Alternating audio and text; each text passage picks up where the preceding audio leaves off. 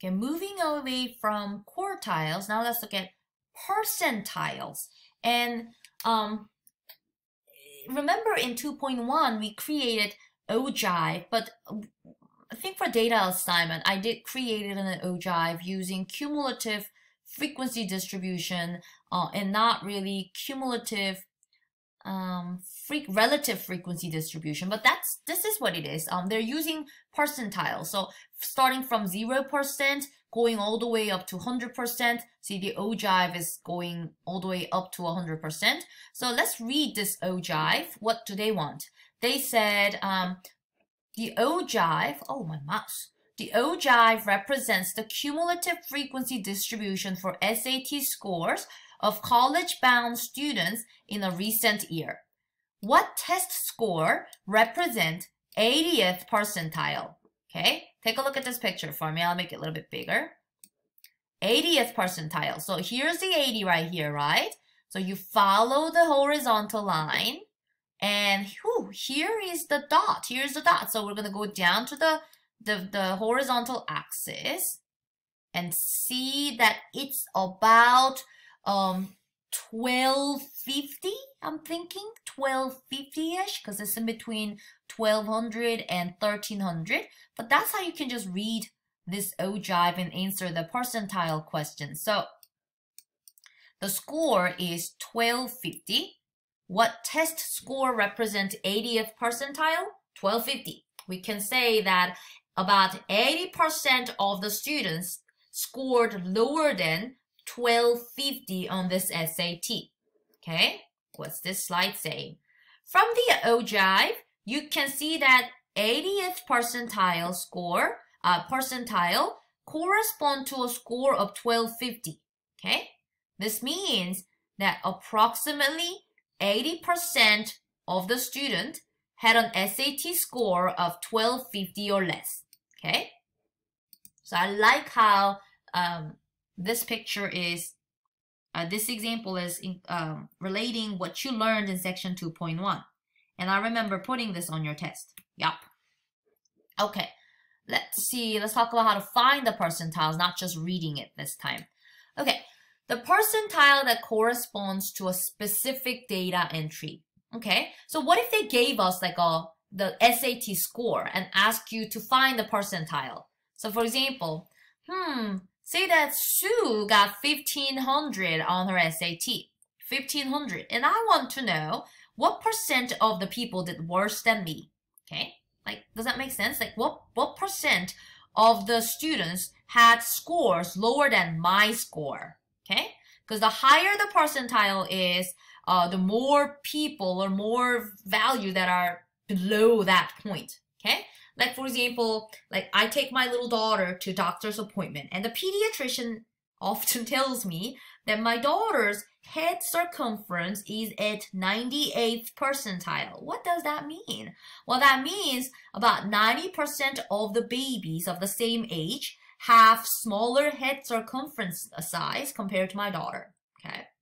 But that's what percentile is. So what if we want to find the percentile of a specific value? Then we can use this formula, okay? So you do the number of entries smaller than that value. Okay, how many people scored less than that number? And then you divide that by the total number of data entries and multiply by 100. Okay, and you always round to the nearest whole number. And let's see if we can do an example with it. For the data set in the second example, they want you to find the percentile that corresponds to $34,000. So this is what we do. We start by looking at how many numbers are smaller than 34. So it's much easier if it is written in order, right? So 1, 2, 3, 4, 5, 6, 7, 8. 8 numbers are smaller than 34. 8 numbers are smaller than 34. So what you will do is 8 divided by the total number of observation. What was it? Was it 30? Was it 30 schools, you guys? Oh, no, you're not there. I'm recording by myself. It was 25. It was 25. So what I will do to find the percentile over here is I will do 8 divided by 25. and then we will multiply this by 100. That is how you will find the percentile. If you get a decimal, we'll just round it to a whole number, okay? So let's see if we were right. Yes, we were. The number of data entry less than 34, there were 8 numbers that were less than 34. And 8's getting divided by the total number of numbers. And if you divide and multiply by 100, you'll get 32. So the tuition cost of $34,000 correspond to the 32nd percentile. That's what we can say. And what does that mean? That means tuition of $34,000 is greater than 32% of all the tuition, I think it's cut off here, all the tuition amounts listed. Okay? It's kind of awkward time because I think we're moving to a next topic called standard score, but I've been only going for about 5 minutes, so maybe I can finish the rest of it in this video. Okay, let me go ahead and finish this. Realize, I haven't had a chance to ask you for an extra credit on this. I'm thinking, is there a place for me to do an extra credit?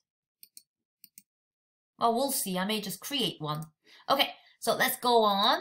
The standard scores. It's called z-scores, okay? And I'm giving you the formula to find the z-score. You first find the deviation, okay? You do your value minus the average on top of the fraction, okay?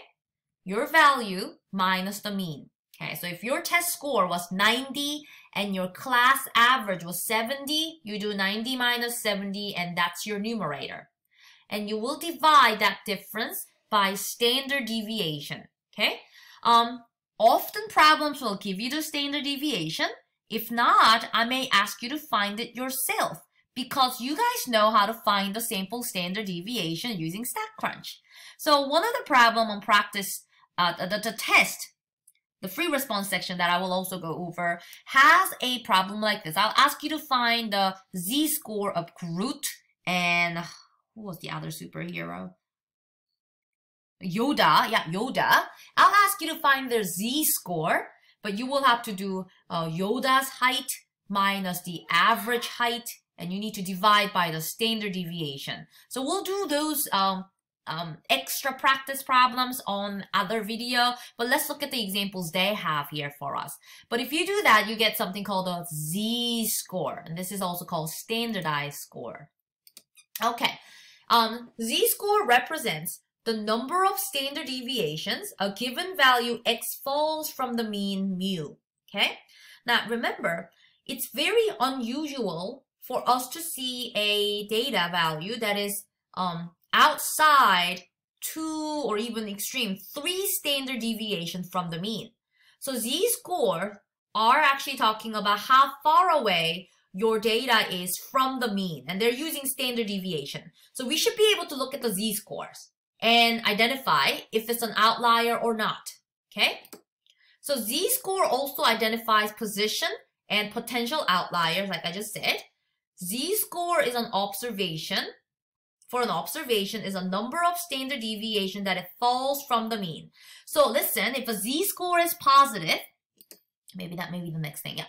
If a z-score is positive, it's above the mean. If z-score is 1, then it means it is 1 standard deviation above the mean. If z-score is 2.5, that means it is 2.5 standard deviation above the mean. If z-score is negative, that just means it is smaller than the average or the mean.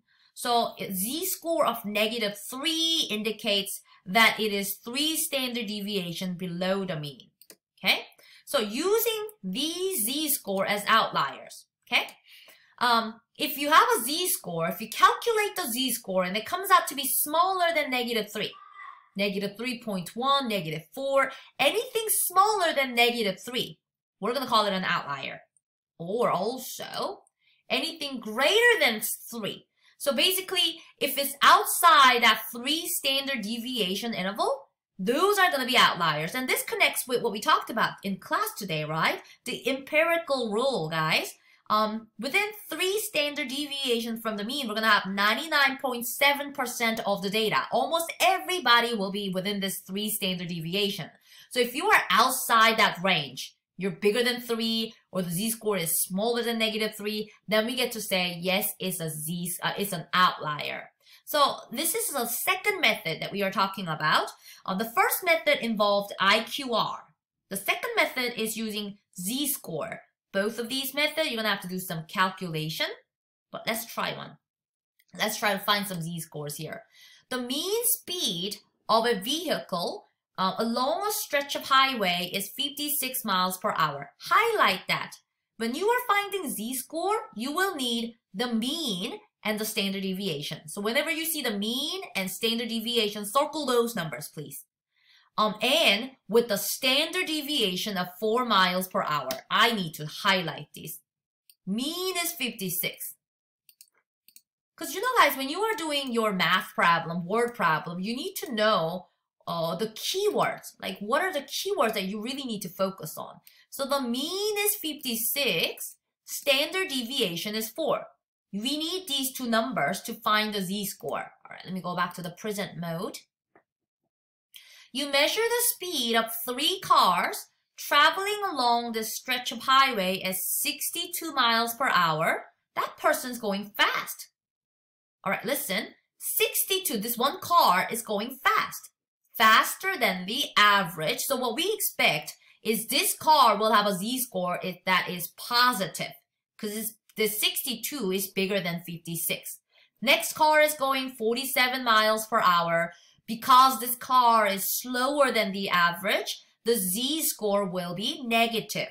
Lastly, 56 miles per hour. Look, this third car who is going at 56 miles per hour, well, that speed is exactly the same as the mean, right? So what do you think the z-score will come out to be? Do you think the z-score will be positive or negative or, the third case? Okay. So it says find z-score that correspond to each speed. So we need to do 3 z-scores. One for 62, another for 47, and the last one is for 56. Assume the distribution of speeds is approximately bell-shaped. We'll talk about this very last sentence a little more next week. But let's go ahead and first focus on finding these z-scores. Take a look. Ta-da! Car 1 z-score goes like this. Remember, car 1 is going 62 miles per hour, right? So what you will need to do is do 62 minus the average speed of 56. And you divide that subtracted value by 4. And 4 was the standard deviation. If you do that, you will get 1.5. So car 1 is a 1.5 standard deviation above the mean. It's not quite unusual because this is within that 95% range, the empirical rule, like with the 2 standard deviations. So a z-score of 1.5 is not big enough to be considered an outlier. Okay, it needs to be bigger than 3 if you want to say an outlier. So car 1 is fine. Okay, next car. Oh, car 2, that was going slower than the average speed. So you do 47 car 2's speed minus the average speed of 56, and you divide that by 4. If you do that, you will get negative 2.25. Will we say car 2 is an outlier? Not really. It's unusually slow. It is unusually slow because it is outside that below 2 standard deviation, but still it's not smaller than, this z-score is not smaller than negative 3, so I wouldn't say car 2 is an outlier. Last car, the one that was going 56, exactly the same as the average. Take a look. If you do 56 minus 56, that's 0. So guess what? Car 3 z-score is 0. If you have a value that is bigger than the average, z-score will be positive. If the value is smaller than the average, the z-score will be negative. If the value equals the average, then the z-score will be exactly 0. But none of these numbers were either greater than 3 or less than negative 3, so we had no outlier car on this highway.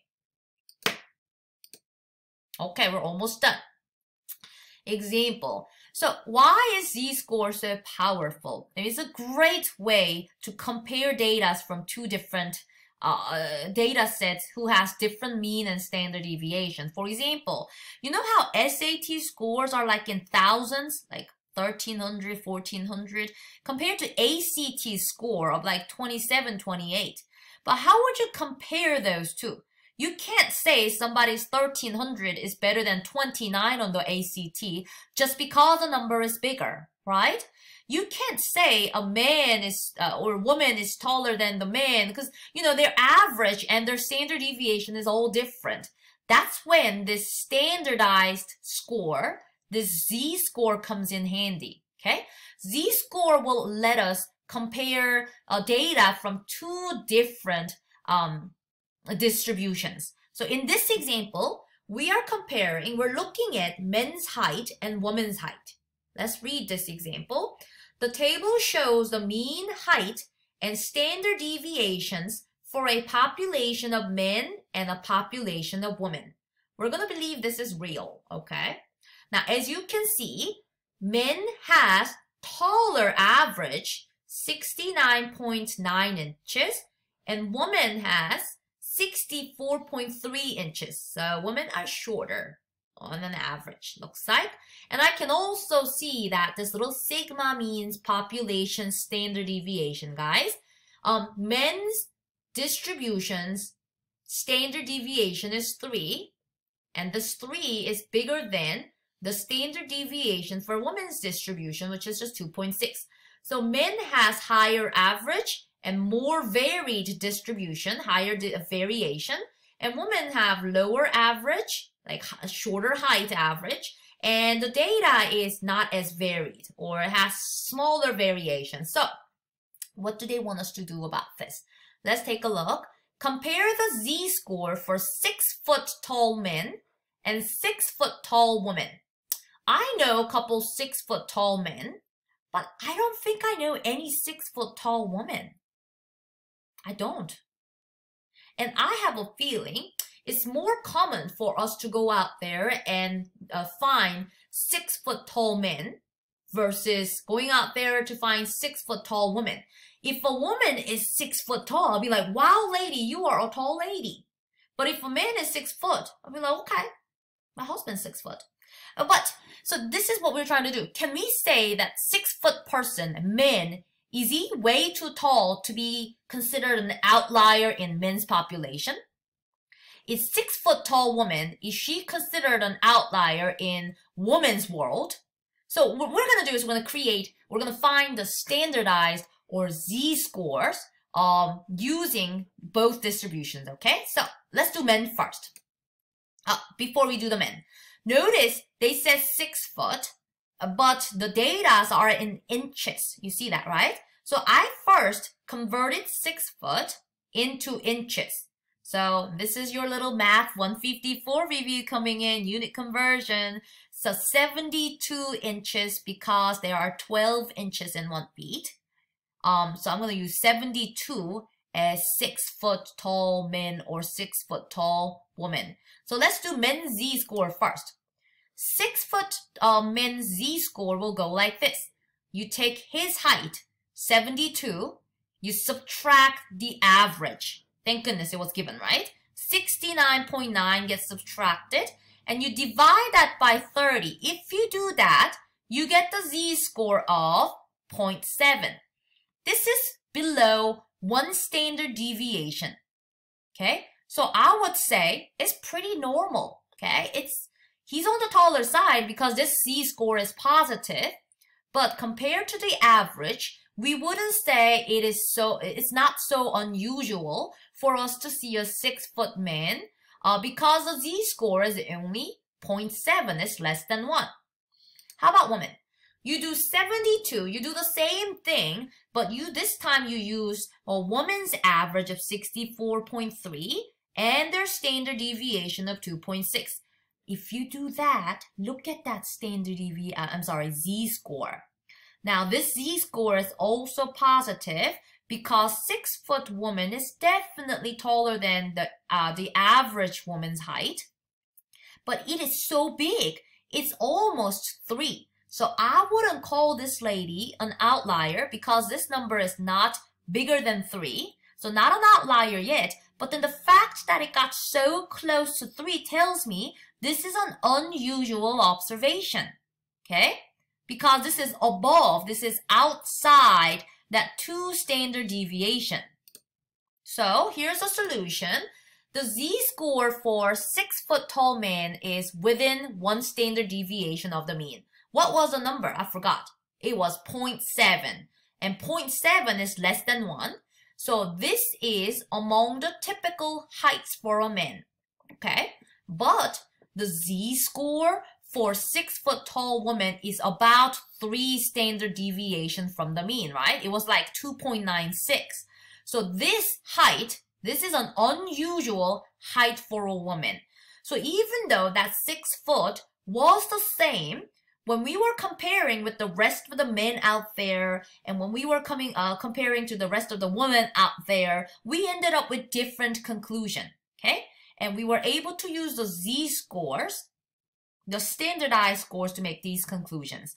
Now take a look. So if anything is in between -2 and 2, if the z-score comes in between -2 and 2, we're going to say, okay, that's usual. Because about 95%, according to the empirical rule, guys, remember, about 95% of the data will be within 2 standard deviation from the mean.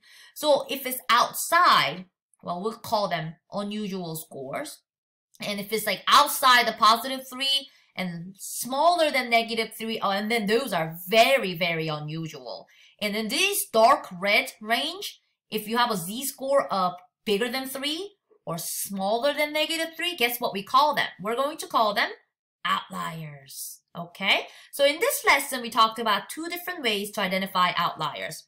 I said I'm going to come up with an extra credit. Okay, I'll go ahead and do the extra credit right now. All right, here's an extra credit. I am 5'2". Is that how I write it? What is my z-score? And I am a woman, guys, okay? So please use the woman data, not the men data. What is my z-score? Another question. Am I an outlier? Yes or no? I want you to answer this little question and email it to me. If you email that to me, and if that's correct, I will add 2 points to your test, okay? 2 points on your, okay, I'm not going to say it, 2 points. This will be 2 points. So I want to know if I am an outlier, because I'm a small lady, I'm a short person. I want to know if I am too short to be considered an outlier in this world. So find me my z-score. I'm expecting to see a negative z-score because I'm shorter, okay? Tell me if I'm an outlier, yes or no, and I want you to tell me why, okay? Am I an outlier, yes or no? Explain that to me. I will check my emails. If you email that to me, and if that's correct, I will add 2 points to your test. So there are 3-point extra credit on this test. One was about you emailing me the output table that we went over during class. But that is it for today. That is it for lesson 2.5. I'll go ahead and process this video and post the link on Canvas for you soon.